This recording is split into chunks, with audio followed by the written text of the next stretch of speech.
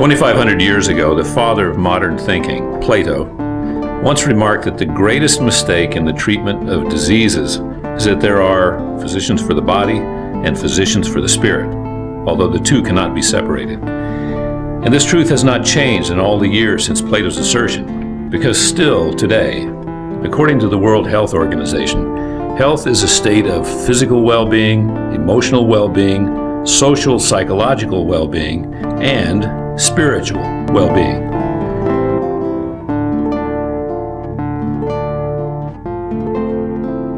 Yes, Plato did get it right. We must have places where medicine merges with art, social issues, politics, dance and music, literature. That is, if medicine truly intends to understand the whole man, including his dignity, his self-worth, his self-esteem, and self-reliance. That is, if medicine wants to treat more than just the diseases of the flesh. Proudly, the IGM Art Gallery is a living example of medicine coalescing with man's inner spirit.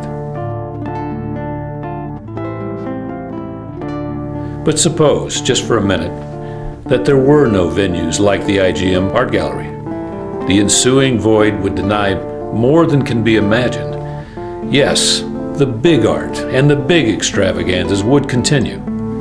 But the small voices, the shapers of tomorrow, the heroes yet to be, will be without a stage, will be without voice, will be without ascendancy. The IGM Art Gallery, the fulcrum point of tomorrow's artists, leaders, thinkers, peacemakers, and physicians addressing current issues and future challenges. Hello, my name is Duncan Gamble. I've had the great privilege of narrating this film, a film telling of the significance of both art and educational forum's ability to increase medicine's efficacy at healing the whole man, both body and spirit. What you see behind me is a modern medical operating facility. This is where skilled surgeons practice their craft. This is where doctors mend the ailing. This is where doctors extend life, truly noble endeavors. But what if doctors only cured the physical body? What if in the end they only extended life? Would this be a good thing? Would this be heroic? To me, life is only worth living if it still has meaning. Many years ago, the Russian novelist Dostoevsky wrote in his classic novel Crime and Punishment the following words: "Where was it that I read about a man condemned to death saying or thinking an hour before his death that if he had to live somewhere high up on a cliffside on a ledge so narrow that there was room only for his 2 feet, and with the abyss, the ocean, eternal darkness, eternal solitude, eternal storm all around him, and had to stay like that on a square foot of space an entire lifetime, 1,000 years, an eternity, it would be better to live so than to die right now, only to live, to live, to live." But is this true? I, for one, would not choose such a life. Would you? No, life must have a purpose, a beauty, a significance, a meaning. For what makes us human is not simply being. What makes us human is more. It is what we do with our allotted time that matters, how we live our lives, and how we help others achieve a dignity in their lives. There are so few places in the world where art commingles with medicine.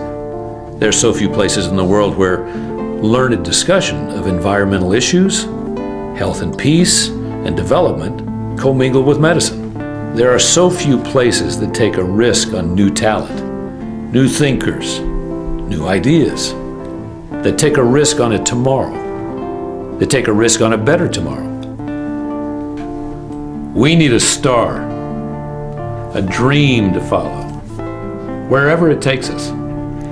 And we need to remind ourselves of our life's potential, of the good we can do if we earnestly pursue our dreams. And more so, we need to remember that we are charged with the responsibility of helping others to navigate their unique path to achieve their potential. While we cannot see eternity, to that we are blind, but we have our cleverness, our creativity, our intellect to help us understand the beauty of life, the grandness of the world. And to make sense out of what we may not be able to fully see, let us instead listen. Listen to the little child. For it is the little child in us, and not the Dostoevsky in us, that should rule our psyche, our essence, our spirit. I asked the little child who cannot see, "And what is color like?" "Why, green," he said, "is like the rustle when the wind blows through the forest. Running water, that is blue. And red is like a trumpet sound. And pink is like the smell of roses. And I think that purple must be like a thunderstorm. And yellow is like something soft and warm. And white is a pleasant stillness when you lie and dream." Let our dreams be of a better tomorrow, achieved through understanding and tolerance. So, let our spirits soar.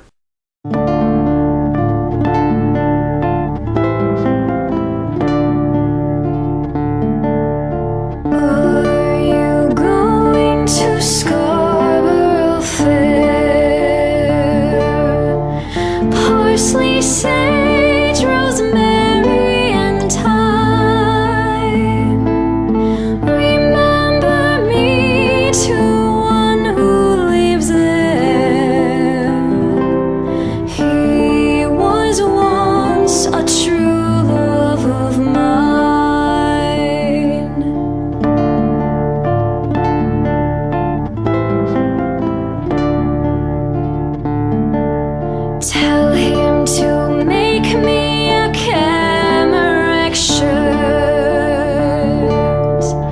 parsley, sage, rosemary, and thyme, without no seams nor needlework. Then he'll be a true love of mine.